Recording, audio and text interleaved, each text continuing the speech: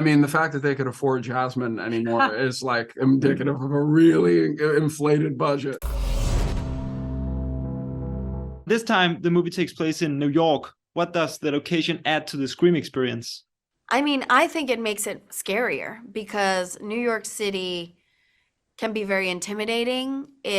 There's a lot of people there, but everyone's kind of doing their own thing, and it's a city where no one wants to,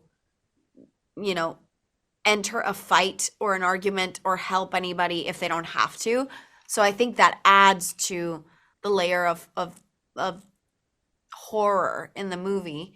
And these characters are also new in the city, so they don't know it very well. And I feel like Ghostface this time around knows his way better than they do, and that can be very scary. It just changes everything in a way that you just feel from page one, or the opening shot. You go, oh, we're in a different Scream. I don't know how this feels, and I feel a little adrift in a good way. I mean, I think one of the things we talked about a lot, especially with that opening sequence, is how do we just make sure that the audience is like kind of on unsure footing from the beginning of the movie.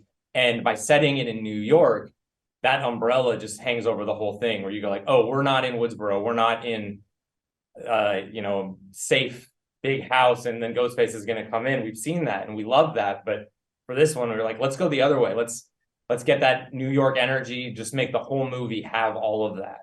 Could you feel that it was a bigger movie this time? Yeah. It felt more expensive. Yeah. And it looked that way on set. And I think that the perfect example of this is the subway scene, the subway set, the platform and the train car. Those were all built on a stage. We didn't shoot that at an actual subway station. That was created out of thin air. Yeah, really. I mean, the fact that they could afford Jasmine anymore is like indicative of a really inflated budget. So that and the subway, I'd say, are on par with the monetary feats of this movie.